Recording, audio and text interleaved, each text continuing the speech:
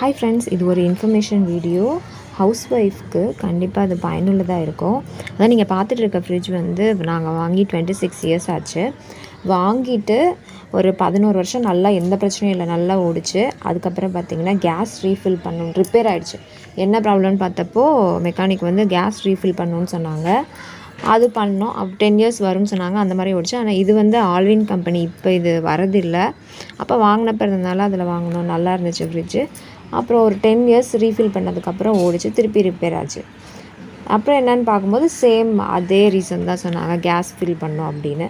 பண்ணுங்க அப்படின்னு சொல்லியாச்சு. அப்புறம் ஒரு 5 to 6 இயர்ஸ் ஓடிச்சு.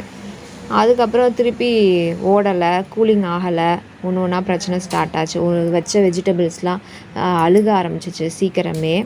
என்னன்னு பார்த்தப்போ கேஸ் ஃபில் பண்ணணும், ஆனால் அப்படின்னு சொன்னாங்க. ஃபில் பண்ணி பார்த்தாங்க, ஒர்க் ஆகலை கம்ப்ரெசர். ஸோ கம்ப்ரெசரே மாற்றணும் அப்படின்னு சொன்னாங்க. சரி மாற்றுங்க அப்படின்னாச்சு. புது கம்ப்ரெசர்னால் 7000 ஆகும். செகண்ட் ஹேண்டில் கூட வாங்கி போட்டுக்கலாம். அப்படின்னா 3.5 தான் வரும் அப்படின்னாங்க. சரி நாங்கள் யோசிச்சு பார்த்துட்டு நீங்கள் செகண்ட் ஹேண்ட்லேயே போட்டுருங்க, அது எத்தனை வருஷம் வரும்னா ஒரு 1லேருந்து 2 வருஷம் வரும்னாங்க. சரி 2 வருஷம் வந்தால் ஓகே தான், இல்லை 1 இயர் வந்தால் கூட அதுக்கப்புறம் நம்ம புது ஃப்ரிட்ஜ் வாங்க நல்லாயிருக்குமே அப்படின்ட்டு 3.5 தானே அப்படின்னு ஃபினான்ஷியலாக இப்போ எங்களுக்கு ஓகேவாக இருந்துச்சு. சரின்னு சொல்லிட்டோம். ஆனால் செகண்ட் ஹேண்ட் கம்ப்ரெசரை போட்டு விட்டாங்க. போட்டு அது எவ்வளோ நேரம் ஓடிச்சுன்னா அவங்க இருக்கிற வரை ஓடிச்சு. அமௌண்ட்லாம் செட்டில் பண்ணிட்டோம். திருப்பி ஒர்க் ஆகலைன்னா கூப்பிடுங்க அப்படின்னு சொன்னாங்க. ஒரு 1/2 hour தான் அந்த ஃப்ரிட்ஜ் ஒர்க் ஆச்சு. அதுக்கப்புறம் பார்த்திங்கன்னா பழைய மாதிரியே சுத்தமாக கூலிங் இல்லை, ஃப்ரிட்ஜ் ஆன் ஆக கூட இல்லை. ஃபோன் பண்ணி பார்த்தா அவங்கள ரீச் பண்ணவும் முடியல.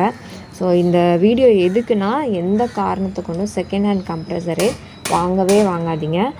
புது கம்ப்ரெசர் கூட மாற்றிக்கலாம், அது ஓடும். ஆனால் புது கம்ப்ரெசர் வாங்குறதுக்கு இன்னும் ஒரு 3000, 7000 3000 சேர்த்து போட்டிங்கன்னா புது ஃப்ரிட்ஜே வாங்கிடலாம் இந்த காலத்தில். அதனால் இன்னொரு மெக்கானிக்கை நாங்கள் ரீச் பண்ணும்போது அவங்க சொன்னது, எந்த காலத்துலேயும் செகண்ட் ஹேண்டு கம்ப்ரெசரில் போடவே கூடாது, அது அப்படி தான் சொல்லுவாங்க அப்படின்னாங்க.